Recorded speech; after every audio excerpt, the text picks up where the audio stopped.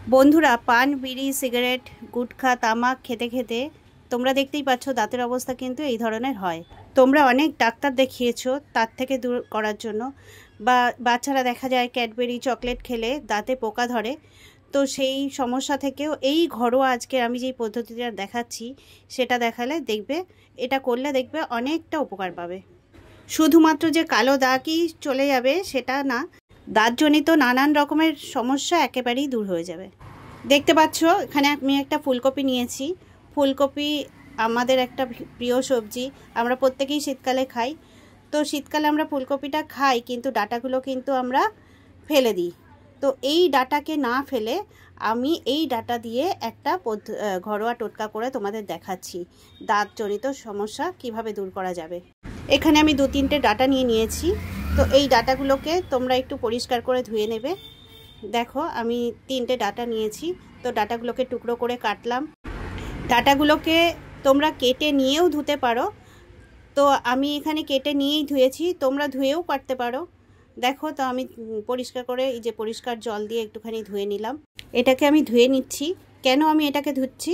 কারণ এর মধ্যে যেহেতু আমাদের দাঁতের ব্যাপার, মুখজনিত সমস্যা, তো সেই জন্য এটাকে পরিষ্কার করে, এর মধ্যে কাদা মাটি পোকামাকড় থাকতেই পারে, তো আমি পরিষ্কার করে এটাকে ধুয়ে নিলাম। ধুয়ে নিলে দেখো এবারে কি করছি, আমি প্রথমেই একটা হামালদিস্তা নিয়ে নিলাম। হামালদিস্তা সবার ঘরেই থাকে। তো এর মধ্যে আমি ডাঁটাগুলোকে দিয়ে দেব। এইখান থেকে আমাদের দরকার হচ্ছে মেন রস। এই রসটাকে তোমরা হামালদিস্তাতেও করতে পারো, আমি এখানে হামালদিস্তা ব্যবহার করেছি। তোমরা চাইলে গ্রেটারে ব্যবহার করতে পারো বা মিক্সিতে একটুখানি ঘুরিয়ে নিতে পারো।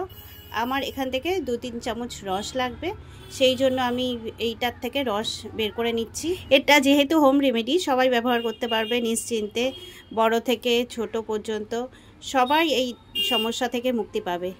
তোমরা ধরো অনেকেই ডাক্তার দেখাচ্ছ বা দেখিয়েছো, কোনো মেডিসিনেই কাজ হচ্ছে না, তারা এই হোম রেমেডিটা ব্যবহার করে দেখো, তোমরা অনেকেই উপকার পাবে।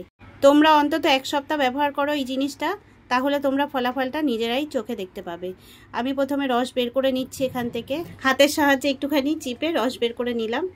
তোমরা সেখানে কোনো রুমাল বা ব্যবহার করতে পারো, যেখানে তোমরা ইজিলি রসটা বের করতে পারবে। ভিডিওটা তোমরা স্কিপ না করে সহজে দেখো, তাহলে বুঝতে পারবে আমি এর মধ্যে আরও কতগুলো ইনগ্রিডিয়েন্টস ব্যবহার করব, যেগুলো তোমাদের সবার ঘরেই অ্যাভেলেবেল থাকবে।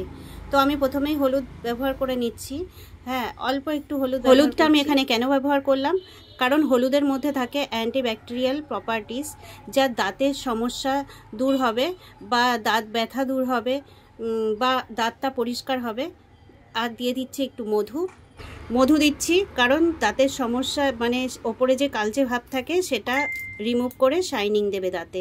আর সবার ঘরেই মোটামুটি পেস্ট সবাই ব্যবহার করো, তো যার যেরকম ঘরে পেস্ট আছে সেই অল্প একটু পরিমাণ দিয়ে দেবে, এর মধ্যে দিয়ে দিলাম।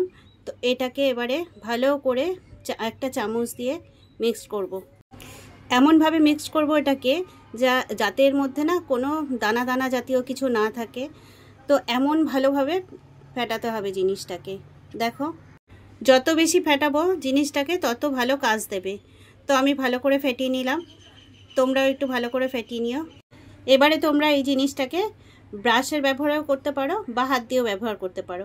তো আমি প্রথমেই একটুখানি ব্রাশে লাগিয়ে নিলাম, তারপরে তোমাদের দেখাবো যে হাত দিয়ে আমি এই জিনিসটাকে ব্যবহার করছি।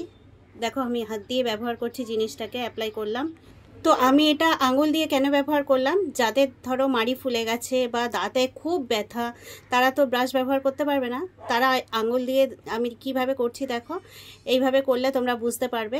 দাঁতটাকে ভালো করে আঙুল দিয়ে এরকম মেজে নিতে হবে। সবাই জানো এরকমভাবে আঙুল দিয়ে মাজলে আমাদের দাঁতের গোড়ার ব্যথাগুলোও করে না বা দাঁত সহজেই পরিষ্কার হয়ে যায়।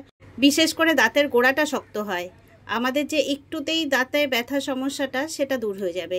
বা মিষ্টি জাতীয় চকলেট জাতীয় জিনিস খেলেও বাচ্চারা তারাও করতে পারবে, এই রকম করে দাঁতে হাত দিয়ে ব্যবহার করতে পারবে। আমি এখানে ব্রাশ ব্যবহার করলাম, কারণ আমি সবার জন্যই দেখালাম জিনিসটাকে। আমি এখানে ব্রাশ দিয়ে মেজে নিচ্ছি ভালো করে। ব্রাশ দিয়ে মাড়ির কোনায় কোনায় কোনায় কোনায় ভালো করে মাজবে, ওপর নিচ করে এরকম মাজবে।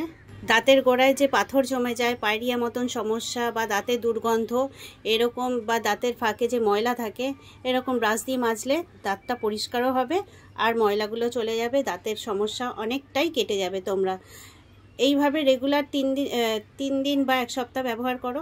তারপরে দেখো মুখটা ধুয়ে নিলাম।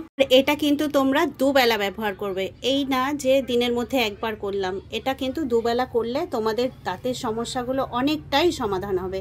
তারপরে মুখটা ধুয়ে নেবে, দেখবে এবারে আমি দাঁতের মধ্যে কত তফাৎ দেখাচ্ছি, তোমরা নিজেরাই দেখতে পাবে। দেখো আমার দাঁতটা দেখছো একদম পরিষ্কার হয়ে গেছে। দেখো মুক্তোর মতন সাদা চকচকে দাঁত হচ্ছে।